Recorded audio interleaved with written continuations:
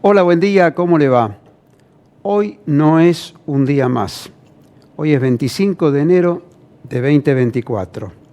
Y exactamente hoy se cumplen 100 años de la fundación de la OIE, en ese entonces, Organización Internacional de Epizootias.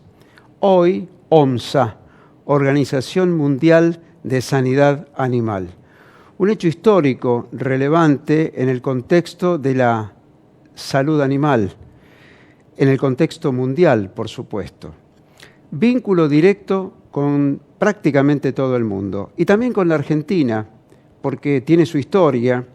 Uno de sus directores generales en su tiempo fue un argentino, el doctor Alejandro Schudel, y aparentemente, según nuestras fuentes, hay un candidato argentino que ha sido postulado para ocupar ese cargo a partir de mayo de 2024.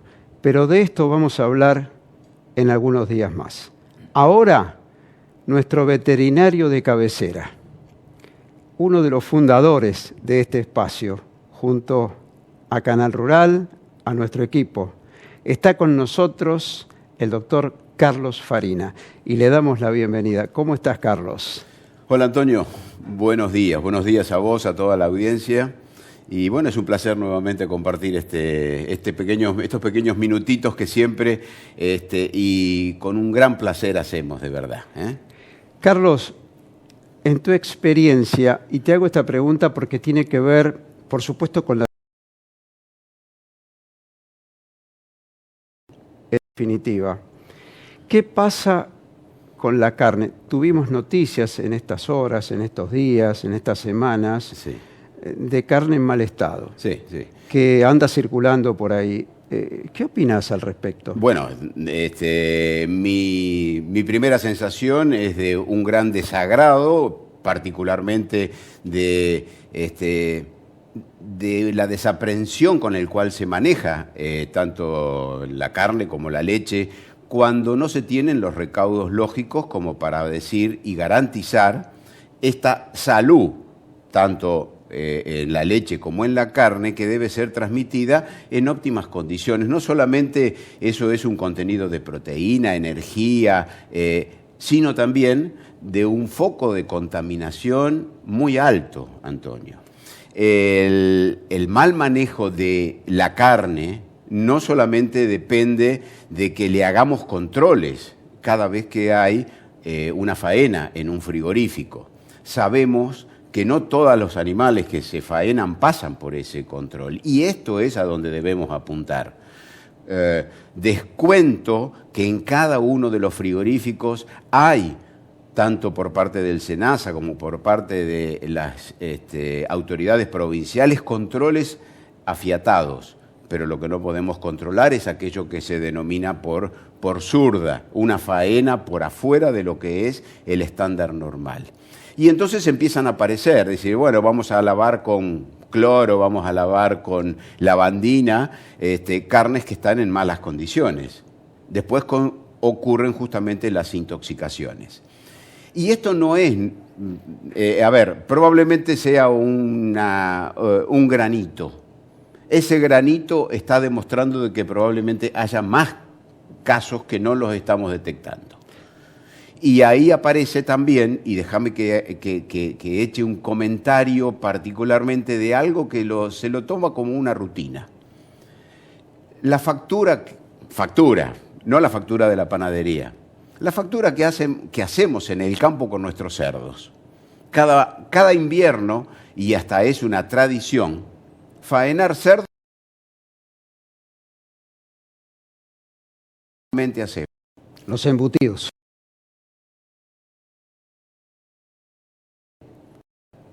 Yo te puedo asegurar que más del 80 o 90% de esa faena no lleva el mínimo control contra triquinosis.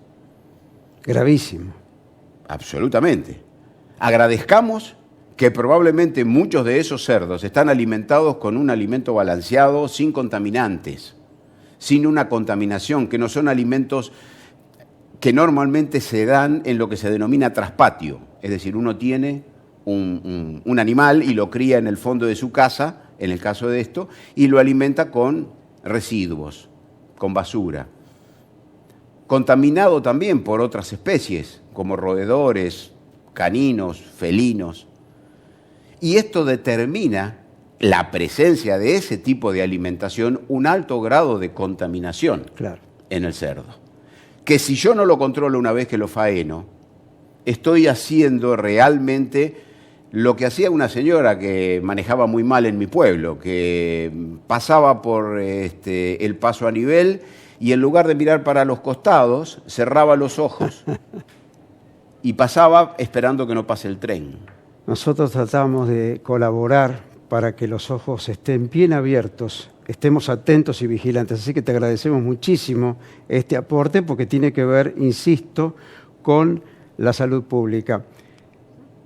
Yendo a la producción, yendo a lo que nos demanda hoy, aquí y ahora, la nueva zafra que está en vísperas de comenzar. Sí.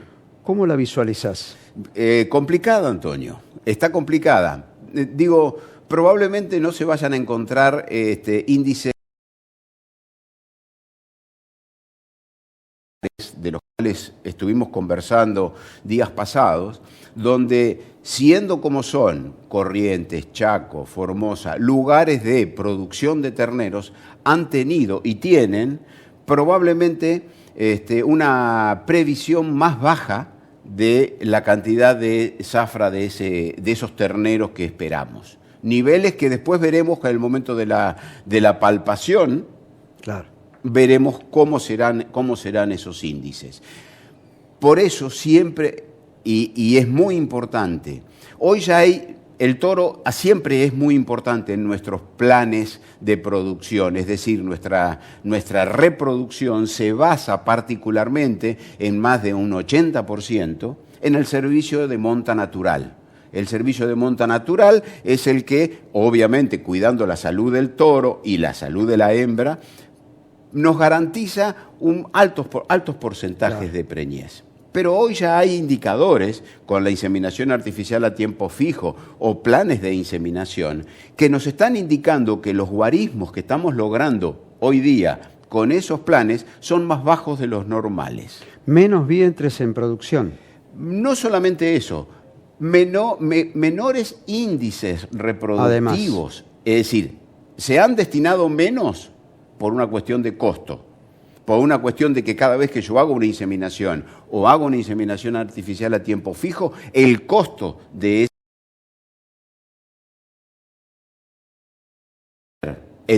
este tipo de sistemas se han encontrado que aquellos guarismos que eran de primo inseminación de un 57, hoy están abajo del 48, 47.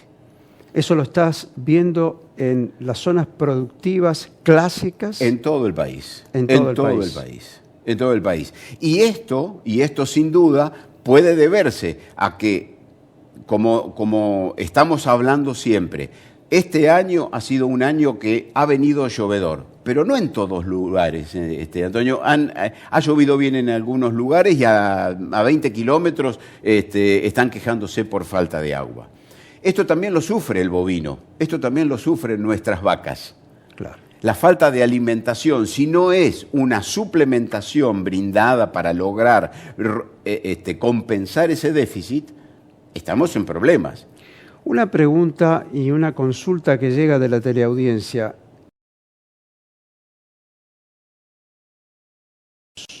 Es una herramienta. Como tantas veces hemos tenido, destetar anticipadamente al ternero ayuda a que esa hembra entre más rápidamente en un periodo de descanso y provoque inmediatamente un nuevo ciclo reproductivo. Ahora, ¿tan sencillo es?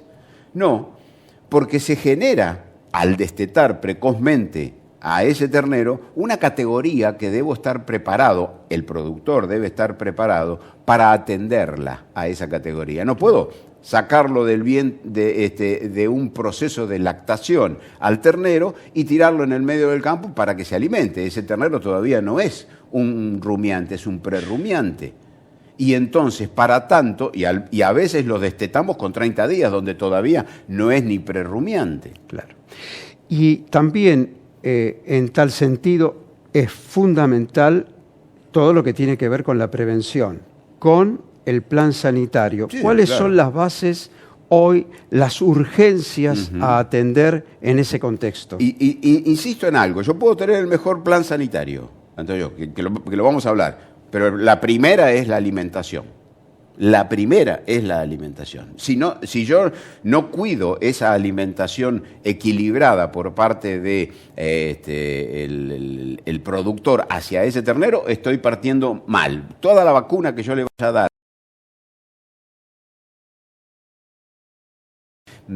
alimentar es la salud. Alimentar es una buena respuesta a todo lo que es el plan sanitario. Y ese plan sanitario es, si voy a hacer un destete precoz, tengo que anticipar todo lo que son vacunas clostridiales. Tengo que anticipar todo lo que son las vacunas normales y naturales que estaba dando entre 4 y 6 meses, tengo que anticiparla. Y ese animal va a tener que recibir, y acá sí pongo un granito de arena porque para nosotros nos ha dado un excelente resultado, es el aporte de estos oligoelementos que venimos trabajando desde hace tanto tiempo. El aporte de selenio, el aporte de cobre, el aporte de zinc, ayudan a que ese animal que todavía está inmaduro para la producción de anticuerpos, hoy tenga la chance de que al vacunarlo, si bien, insisto, tu aparato inmunitario va a estar bien desarrollado a los 6 meses, anticiparme, ayudarlo con una dosis adicional de estos oligoelementos. Voy a hacer un aporte.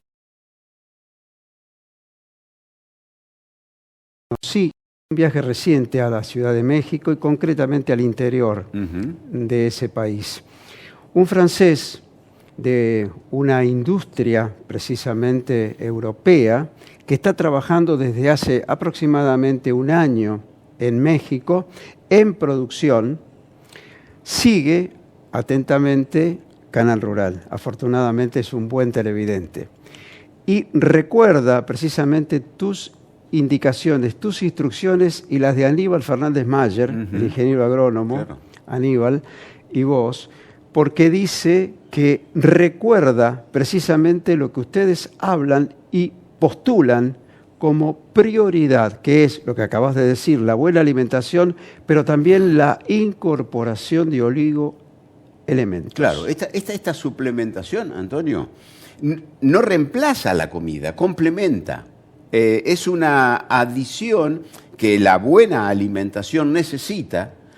Recordemos una cosa, nosotros, y lo hablábamos, a nuestros animales, nosotros le damos de comer. Nosotros le colocamos una parcela y en un alambrado le decimos vas a comer en estas hectáreas.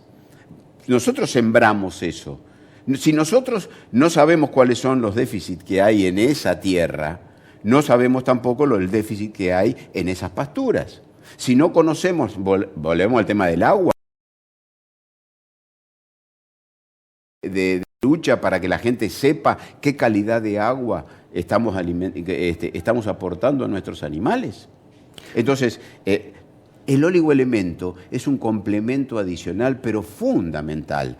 Y otra cosa muy importante que la gente se olvida, y es que lo administran al oligoelemento en cualquier momento del plan sanitario, y no es así. El plan sanitario necesita que ese oligoelemento sea administrado antes, con un tiempo suficiente de antelación, para que las respuestas a las vacunas, para que las respuestas a ese shock de hormonas que le vamos a dar en el caso de una inseminación artificial, tengan un sustrato anterior de selenio, de cobre y de zinc. No puedo aportar en el mismo momento que vacuno el selenio y el zinc. La respuesta en ese caso es mínima. Fundamental entonces el asesoramiento. Absolutamente. Ahí está el rol, en el caso del médico veterinario, del ingeniero agrónomo, del experto, claro, en definitiva, que tiene que colaborar con el productor y que el productor debe ir a buscar antes, ¿no? Definitivamente. Hablamos siempre de la importancia que tiene esa conjunción entre el productor que consulta al profesional no porque llama a un bombero para que apague el incendio, sino para hacer las prevenciones y evitar que ese incendio se produzca. Muchísimas gracias, como siempre. Por favor. Carlos Farina. Un placer. Nuestro médico veterinario de cabecera. Precisiones que hay que tener con el producto final, nada más y nada menos, del productor al consumidor. Cuidado con la carne que se consume, cuidado con la carne que se compra a veces en lugares que no son los recomendados, los habituales, los que tienen el control básico imprescindible en materia sanitaria y, por supuesto, de inocuidad y seguridad alimentaria. Y nos habló de la prevención. Estamos a tiempo, estamos en el proceso de la pre-zafra. Se está preparando una producción que va a tener que ser eficiente al máximo, sobre todo en este periodo. Seguimos en Mercado Visión, continuamos en Canal Rural.